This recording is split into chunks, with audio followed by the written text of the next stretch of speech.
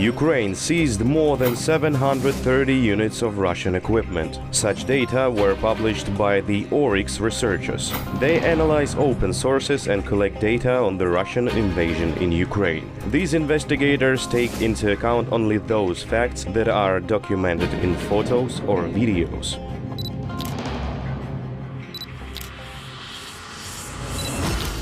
They analyzed, for example, how many tanks each of the sides lost. According to the researchers, the Ukrainians already destroyed about 135 Russian tanks. Another trophy were 133 heavy armored vehicles. At the same time, the Ukrainian army lost 79 tanks. If you take the 133 vehicles seized by Ukraine and subtract the 79 ones they lost, it turns out that the Ukrainian army was replenished with 54 tanks. Among them, for example, both the old Soviet T-64 tanks and the latest Russian T-91s.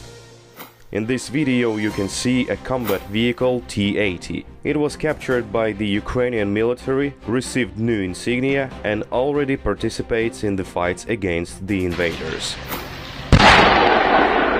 The video was posted on social media on March 11th. In the recording, the Ukrainian military says that it was not the only equipment they captured during the day.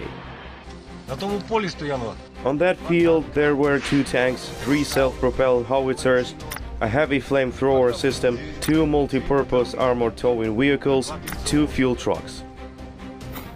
Among the equipment seized by the Ukrainians are many pieces from the Soviet times. The same is true for the Ukrainian army. This gives an advantage. The equipment is clear in usage and can be repaired and used against the invaders. Among these, for example, are tanks T-64 and T-72, self-propelled artillery installations Gvozdika, Akatsiya, MSTA, BTR-80 armored personnel carriers and BMP-2 infantry fighting vehicles, BM-21 Grad and BM-27 Hurricane multiple rocket launchers.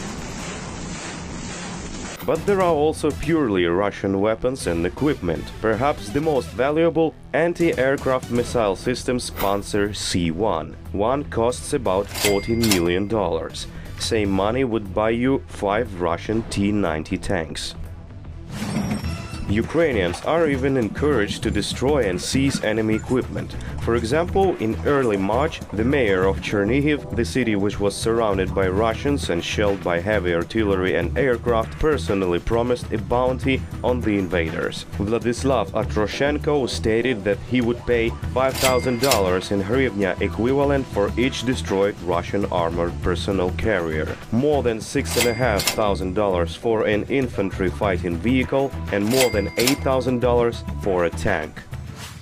The Ukroboronprom concern went even further. Its representative said that they would give $1 million to a Russian pilot who decides to surrender the plane to Ukraine. The Russians have not yet surrendered the planes, but there have been cases when they voluntarily donated the equipment. Advisor to the Minister of Internal Affairs of Ukraine, Viktor Andrusiv, told one such story. He wrote, Russian tankman Mikhail decided to surrender and also give away the tank he was driving. He was detained by Ukrainian special services. Now the Russian soldier will be paid $10,000 after the war and given the opportunity to apply for Ukrainian citizenship.